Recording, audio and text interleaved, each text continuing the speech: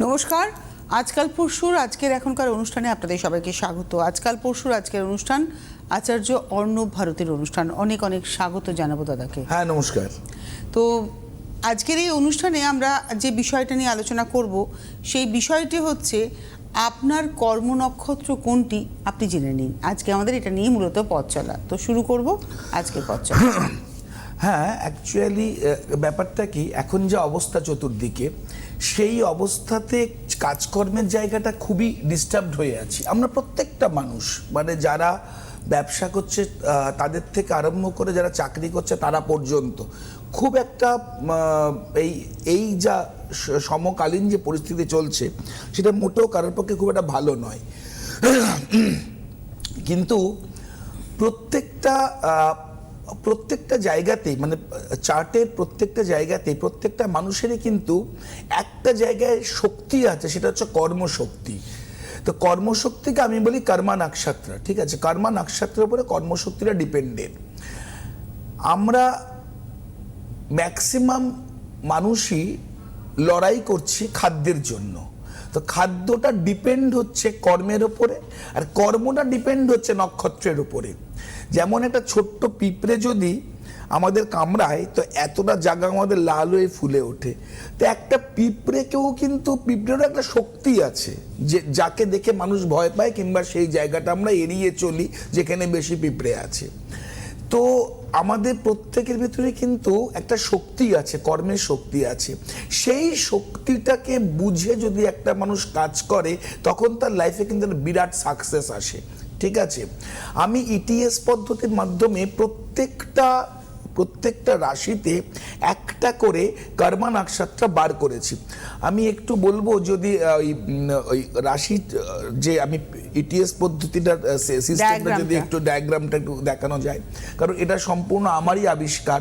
খুব ভালো করে এবং মন দিয়ে লক্ষ্য করুন। অশ্বিনী নক্ষত্র, অশ্বিনী নক্ষত্র হচ্ছে কোথায় রয়েছে? মেষ রাশিতে।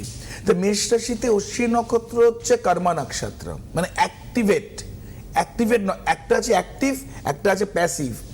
তো আমি আগে 12টা রাশির 12টা কর্মা নক্ষত্র বলে নিই, তারপর আমি অ্যাক্টিভ আর প্যাসিভ ভাগ করব। খুব মন দিয়ে দেখবেন অনুষ্ঠানটা, খুব ইম্পর্টেন্ট সেক্টর।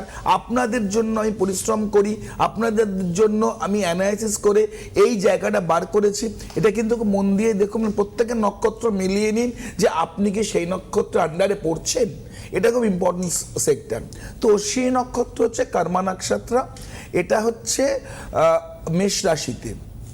এবং ডায়াগ্রামেও আপনি দেখতে পাবেন যে অ্যাকচুয়ালি স্পিড, অশ্বিনী নক্ষত্র স্পিডটা বোঝায়। সেকেন্ড রাশি আমি বৃষতে দেখুন কর্মা নক্ষত্র রয়েছে রোহিণী। ঠিক আছে, রোহিণী হচ্ছে এর কর্মা নক্ষত্র। এবং মিথুনে হচ্ছে মৃগশিরা, এটা হচ্ছে কর্মা নক্ষত্র। পরপর দেখতে থাকুন, আমি পরপর বলছি। ক্যান্সার মানে কর্কটে কর্মা নক্ষত্রে পুষ্যা কিন্তু এবছর খুব এফেক্টিভ, কারণ জুন মাসে 6-7 তারিখের পর থেকে বৃহস্পতি ঢুকছে পুষ্যা নক্ষত্রতে, যার জন্য যে পুষ্যা নক্ষত্রের মানুষরা একটু ডিপ্রেশনে আছেন, একটু হতাশায় আছেন, তারা কিন্তু খুব ভালো, তাদের ডেভেলপমেন্ট আছে। যারা চাকরি করছেন তাদের বেটারমেন্ট আছে, প্রমোশন আছে, কর্ম পরিবর্তনের খুব ভালো যোগ রয়েছে। যারা ব্যবসা করছেন তাদের ব্যবসায় ডেভেলপমেন্ট রয়েছে। যাদের টাকা পয়সা আটকে ছিল প্রমোটিংয়ে, সেই টাকা পয়সা বেরিয়ে যাওয়ার খুব সম্ভাবনা রয়েছে। একটু ধৈর্য ধরুন জুন মাস পর্যন্ত। আমি পুষ্যা নক্ষত্রের জন্য বললাম। নেক্সট চলে আসি লিও, মানে সিংহ রাশিতে হচ্ছে মঘা, এটা হচ্ছে কর্মা নক্ষত্র। তারপরে হলো ভার্গো মানে হচ্ছে কন্যা রাশিতে হচ্ছে হস্তাটা হচ্ছে কর্মা নক্ষত্র। ভাগগুলো পরে আসছি। তারপরে আছে লিব্রাতে হচ্ছে চিত্রা হচ্ছে কর্মা নক্ষত্র। স্করপিওতে হচ্ছে অনুরাধা হচ্ছে কর্মা নক্ষত্র। স্যাজিটেরিয়াস মানে ধনুতে হচ্ছে পূর্বাষাঢ়া হচ্ছে কর্মা নক্ষত্র। ক্যাপ্রিকন হচ্ছে মকর, এখানে হচ্ছে শ্রবণা হচ্ছে কর্মা নক্ষত্র। অ্যাকুয়ারিস মানে কুম্ভতে হচ্ছে ধনিষ্ঠা নক্ষত্র, খুব খুব খুব এফেক্টিভ নক্ষত্র। পিসেস, এতে হলো উত্তর ভাদ্রপদ নক্ষত্র। এই যে নক্ষত্রগুলো আমি বললাম, এবার ভালো করে লক্ষ্য করুন কতগুলোর পাশে বুলেট চিহ্ন দেওয়া আছে। যেগুলো বুলেট দেওয়া আছে, দেখুন সাইডে বুলেট দেওয়া আছে, ওগুলো হলো অ্যাক্টিভ কর্ম নক্ষত্র, অর্থাৎ ডাইরেক্ট প্রত্যক্ষ কর্ম দেখছে ওটা। এটাতে কোনো দ্বিতীয় ভাবনা নেই। কিন্তু যাতে বুলেট দেওয়া নেই, যেমন রোহিণীতে বুলেট দেওয়া নেই, যেমন হস্তাতে বুলেট দেওয়া নেই, যেমন অনুরাধাতে বুলেট দেওয়া নেই, এগুলোতে বুলেট দেওয়া নেই, তার মানে এরা হচ্ছে প্যাসিভ। অর্থাৎ আমি যদি বলি উপকর্ম নক্ষত্র, আমি বলতে পারি এটা সাব, কারণ এরা চিরকালই অন্যের জন্য লড়াই করে এসছে, অর্থাৎ চাকরি করছে, মালিকের কোটি কোটি টাকা হয়ে যাচ্ছে, কিন্তু এদের কিন্তু খুব একটা ডেভেলপমেন্ট হচ্ছে না। খুব খারাপ, প্লিজ আমার কথাকে বিতর্কিত কথা ধরবেন না। রোহিণী নক্ষত্র ছিল কৃষ্ণের ছিল রোহিণী নক্ষত্র। দেখুন সবার জন্য লড়াই করেছে, কুরুক্ষেত্র যুদ্ধটা কৃষ্ণের জন্যই কিন্তু পাণ্ডবরা জিতলো, কিন্তু নিজের যদুবংশ দেখুন ধ্বংস হয়ে গেল। হলো তো কেন হলো? কারণ এ যার সঙ্গে থাকবে তার ডেভেলপমেন্ট হবে, নিজের জন্য এরা খুব একটা কিছু করে উঠতে পারে না। তাই আমি বলি এটা প্যাসিভ নক্ষত্র। সেটা হচ্ছে রোহিণীও তাই, হস্তাও তাই, এবং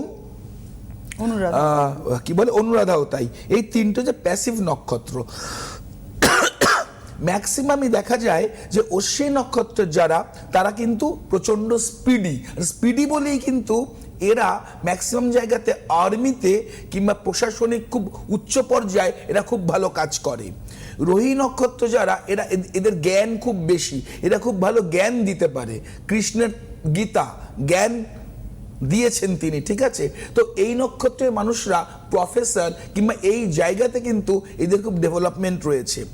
মৃগশিরা নক্ষত্র খুব ভাইব্রেটিং, খুব চঞ্চল। মৃগশিরা নক্ষত্র আজকে একটা ভাবে, কালকে ভাবে আমি ঠিক জায়গায় আছি তো, নাকি চেঞ্জ করা উচিত। অর্থাৎ এদের ভাবনাটা এত ফ্ল্যাকচুয়েট করে, একসময় নিজেরাই ডিপ্রেশনে পড়ে যায়। আমার জীবনে কিছু হলো না, হওয়ার কিন্তু অনেক কিছুই আছে, কিন্তু তারা ডিপ্রেশনে পড়ে যায়।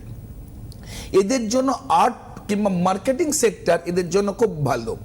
পুষ্যা নক্ষত্র হচ্ছে, পুষ্যাটা কিরকম জানেন? পুষ্যাটা একটা মানুষের রুট করে, শৃঙ্খলাবদ্ধ করে। কারণ পুষ্যা হচ্ছে শনির নক্ষত্র। এ মানুষকে সবসময়তেই একটা শৃঙ্খলাবদ্ধ রাখার চেষ্টা করে, এটা রুট করার চেষ্টা করে। তো any kinds of project, any kinds of planning, any kinds of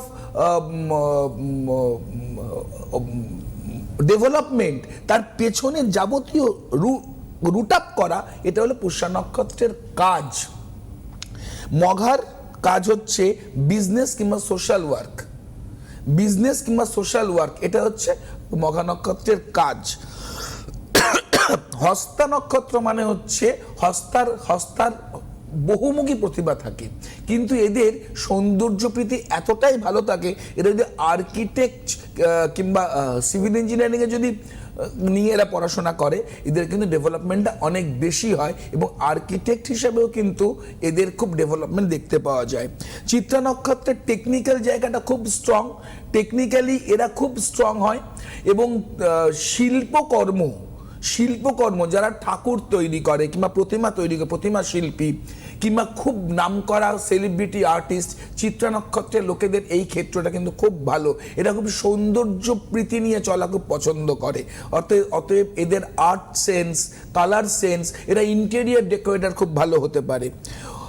Anuradha নক্ষত্রের মানুষরা হচ্ছে এস্টাবলিশমেন্ট, এরা যে কোনো ব্যাপারেই চায় একটু ঠিকঠাক চলবো। ডাল ভাত খাচ্ছি, আমি মাংসর দিকে যাবো না, আমি ডাল ভাত নিয়ে চলছি, আমি ডাল ভাত নিয়েই চলবো, আর মাংসর দরকার নেই। এরা যে কোনো জায়গায় স্থিতিশীল ব্যাপারটা পছন্দ করে, খুব একটা রিস্ক নেওয়া এরা পছন্দ কিন্তু করে না। তাই রিস্কলেস জব এদের পক্ষে খুব ভালো। তার মানে সরকারি কর্মচারী কিংবা নর্মাল কোনো ভালো জায়গাতে, রেপুটেড জায়গাতে চাকরি করা, এইগুলো এদের পক্ষে কিন্তু খুব, কিংবা ব্যবসা করা, মুদির দোকান, যেখানে রিস্ক কম, এরকম জায়গাতে এরা কাজ করা খুব পছন্দ করে। পূর্বাষাঢ়া নক্ষত্র যে টার্গেট ওরিয়েন্টেড, এটা টার্গেট নিয়ে চলতে খুব পছন্দ করে, চ্যালেঞ্জ এরা নিতে খুব পছন্দ করে। ফিল্মে ছিল চ্যালেঞ্জ নিবি না সালা, একটা গান ছিল দেবের একটা সিনেমাতে। এরা কিন্তু চ্যালেঞ্জ নেওয়া খুব পছন্দ করে। আচ্ছা, শ্রবণা নক্ষত্র যে টেকনিক্যাল এবং পলিটিশিয়ান। শ্রবণা কিন্তু ভীষণ প্ল্যান করে চলে, কি করবে তার 2 মাস আগে তার প্ল্যান থাকে যে এটা আমি করব। তো পলিটিক্যাল সেক্টর কিন্তু এদের খুব ভালো সেক্টর। আর ধনিষ্ঠা নক্ষত্র হচ্ছে ইনোভেটিভ সেন্স, এদের খুব সৃষ্টিশীলতা থাকে। এরা কার ডিজাইনিং, একটা গাড়ি বেরোবে তার ডিজাইন কেমন হবে সেগুলো, অর্থাৎ অটোমোবাইল সেক্টরে এনি কাইন্ডস অফ সৃষ্টিশীল জায়গা, ইনোভেট, যেখানে এরা তৈরি করতে পারবে কিছু, অর্থাৎ রিসার্চের জায়গা। এরা পিএইচডি করে সেখান থেকে কোনো একটা জিনিস তৈরি করা, এগুলো এদের পক্ষে খুব ভালো।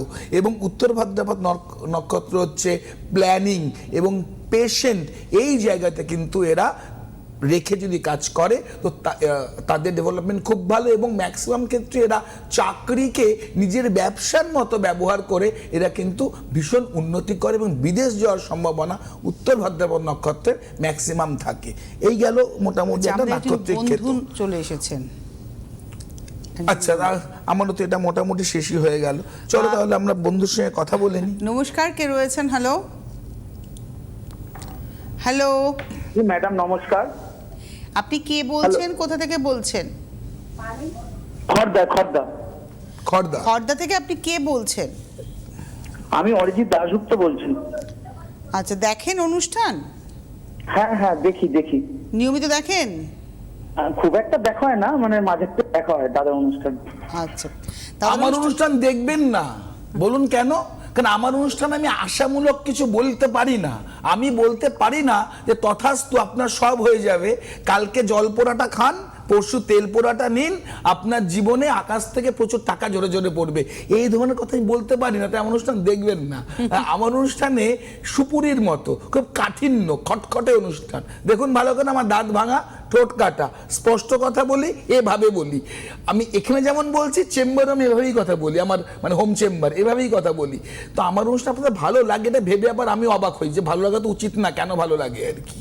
বলুন ডেট অফ বার্থ। সেটা তো বলতেই হবে। বলুন ডেট অফ বার্থ বলুন। বলছি যে আমি একটু আমার বিষয়ে জানতে চাই। Date of birth 19/12/1986। 19/12/1986। সময়? বিকেল 3:55। কোথায় জন্মেছেন? টিটাগড়। টিটাগড়। বিকেল 3:55, বিকেল মানে পিএম। হ্যাঁ বিকেল 3:55। আচ্ছা, জন্মেছেন টিটাগড়। আচ্ছা, তার মানে আপনার শুক্রবার দিন জন্ম, হ্যাঁ হ্যাঁ হ্যাঁ শুক্রবার জন্য। তাই তো? হ্যাঁ হ্যাঁ হ্যাঁ। আচ্ছা, আপনি এমনিতে আপনার চার্ট ওয়াইজ যদি আমি দেখি, আপনি এমনিতে চিন্তাশীল লোক, কিন্তু মানুষকে বুঝতে দেন না যে আপনি চিন্তাশীল লোক। তা আপনার কি লগ্ন বৃষ এবং রাশি কর্কট? Do you know that? কর্কট রাশি। হ্যাঁ কর্কট রাশি, ওটাও আমার বৃষ লগ্ন। হ্যাঁ, আমিও তাই বললাম, বৃষ লগ্ন। আচ্ছা, বৃষ লগ্নের এবং কর্কট রাশি, বৃষ লগ্নের খুব এফেক্টিভ নক্ষত্র কি আমি এক্ষুনি বলে গেছি। বোধহয় বললেন কিছুক্ষণ আগে। হ্যাঁ বললাম, কি বললাম? বললাম রোহিণী। বৃষ নক্ষত্রের এফেক্টিভ নক্ষত্র হচ্ছে রোহিণী। রোহিণী। হ্যাঁ, আর কর্কট রাশির এফেক্টিভ নক্ষত্র হচ্ছে কি বললাম? পুষ্যা। পুষ্যা। তাহলে রোহিণী আমার দেখতে লাগে না, এটা নিয়ে এসছি আপনাদের সুবিধার্থে, আমাকে দেখতে লাগে না, আমার পুরো ব্যাপারটাই মাথায় রয়েছে। তো পুষ্যা, তো এই দুটো নক্ষত্রের কম্বো প্যাকে আপনার জীবনে ডেভেলপমেন্ট হবে। জুন মাসের পর থেকে অবশ্যই ডেভেলপমেন্ট হবে। আপনি কর্মের জায়গাটা নিয়ে একটু চিন্তিত রয়েছেন মোস্ট প্রবাবলি, এবং চিন্তা ভাবনা এই জন্যই কারণ ডেভেলপমেন্টটা হচ্ছে না।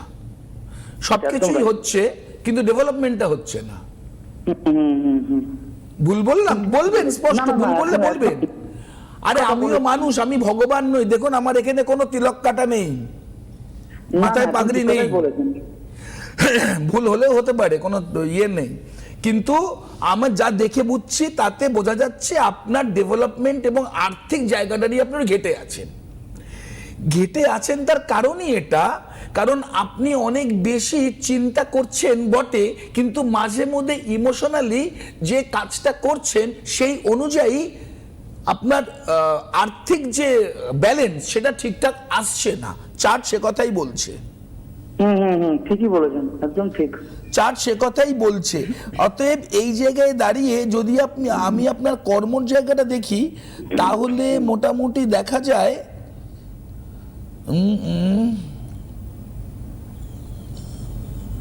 হ্যাঁ, আপনার কর্মর জায়গা কিন্তু বেশ ভালো, বেশ ডেভেলপমেন্ট রয়েছে, এবং আপনি কাজের জায়গাটা খুব ভালো। টেকনিক্যালের জায়গায় আপনার আপনার আপনার বেশ একটা প্রসপেক্ট দেখা যাচ্ছে। আপনি কি টেকনিক্যাল জায়গায় কিছু কাজ করেন?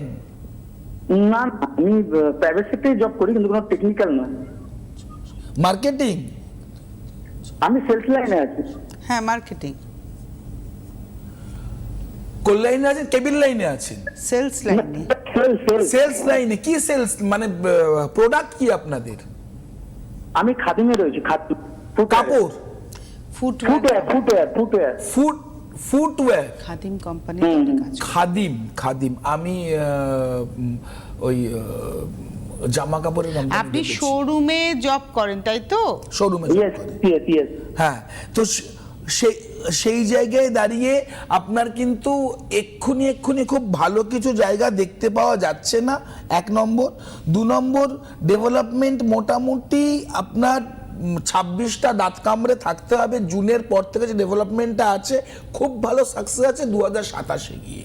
তার আগে কিছু নেই। তার আগে আপনার এই পর্যায়টাই চলতে থাকবে। মানে এই মাসে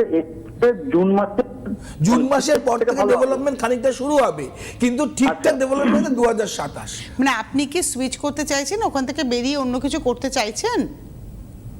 হ্যাঁ, বেরিয়ে বলতে কি, বেটার কিছু চাইলে পেলে তো নিশ্চয়ই। হ্যাঁ, আপনি সেটাই বললেন যে আপনি জুন মাসের পরে আপনি একটু করে দেখবেন দরজা খুলছে আপনার সামনে। যাই হোক, সঙ্গে থাকুন, ধন্যবাদ। আচ্ছা, এই প্রসঙ্গে একটা কথা আমার মনে হয় দাদা আপনি বলে দিন। আমি অ্যাকচুয়ালি হয়েছে কি, আমার মেয়ে 2-3 দিন আগে আমাকে বলছিল যে বাপি, মানে সত্যি কথা বলতে সবাই তো এই সময়তে, এই চৈত্র মাসে যে কোনো ব্র্যান্ড কিংবা যে কোনো জায়গাতে সবাই একটা ডিসকাউন্ট দেয়, তো বাপি তুমি দাও না কেন? তো আমি বললাম যে কি ডিসকাউন্ট দেবো বাবা, আমি তো প্রফেশনে, আমি কি ডিসকাউন্ট দেবো? তুমিও তোমার ভিজিটে 40% ডিসকাউন্ট দাও।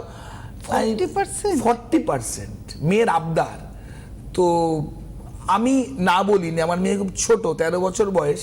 ও খুব ভালো ছবি আঁকে, এবং আমার সঙ্গে এই ধরনের কথাবার্তা ওর সঙ্গে হয় আর কি, মানে আমি ওর বন্ধুর মতো অনেকটা।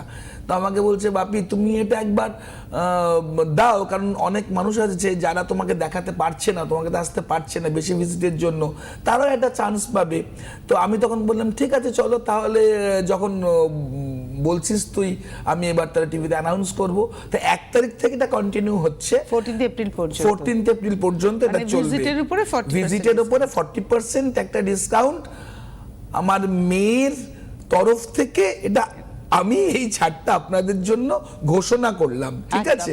এবং মানে এখন থেকে যারা নাম এনরোল করবেন 14 এপ্রিল পর্যন্ত, তারা এই সুযোগটা পাবেন। এমনিতেই উনি দেখেন ভীষণ লিমিটেড পার্সন, মিনিমাম 2 জন, ম্যাক্সিমাম 3 জন। তো একদম তাই। আর বাই অ্যাপয়েন্টমেন্ট আমি যাই বটে। এই যেমন আগামী এটা কি এপ্রিল তো পড়ে গেল, এপ্রিলের 6 তারিখেই আমার ঢাকুরিয়া চেম্বারে যেহেতু বুকিং রয়েছে, তো সেহেতু আমাকে যেতে হবে। তো আমাকে কেউ যদি বুক করে, মানে অর্থ দিয়ে বুক করে, আপনি ঢাকুরিয়াতে যখন যাচ্ছেন, যদি আরো কারো আসার সুবিধা হয় ঢাকুরিয়াতে, তারা কি বুকিং করতে পারবেন না? এখন নয়, তারা যদি 14 তারিখের মধ্যে বুকিং করে তাহলে এই ডিসকাউন্টটা তারা অ্যাচিভ করতে পারবে। ঢাকুরিয়াতেও তারা পাবেন। হ্যাঁ, তারা এই 14 তারিখের মধ্যে যদি, মানে 1 থেকে 14 এর মধ্যে যদি বুকিং করে, তাহলে তাদের আমি ডিসকাউন্ট, 14 পেরিয়ে গেলে 15তে কিন্তু আমি আমার আগের যেটা পারিশ্রমিক তাতে আমি ব্যাক করবো। মেয়ের জন্য আমি 14 তারিখ অব্দি ছাড়টা আমি দিচ্ছি মোটামুটি। আর একটা কথা বলি, মানে এই কর্মপ্রসঙ্গেই বলি আমি একটা কথা, যে কর্মটা একটা মানুষের কিন্তু বিশাল একটা সেক্টর, যেখানে আমি আসছিলাম, আসতে মানে যে আটকে এই গেলাম। মুহূর্তে তো সেটাতে আমাদের ডামাডোল শুরু হয়েছে। এই যে যুদ্ধের কালীন পরিস্থিতিতে ভারতবর্ষব্যাপী নয়, এটা বিশ্বব্যাপী একটা কর্মের ক্ষেত্রে অনিশ্চয়তা, মানে মানুষের জীবনযাপনের ক্ষেত্রে একটা অনিশ্চয়তা।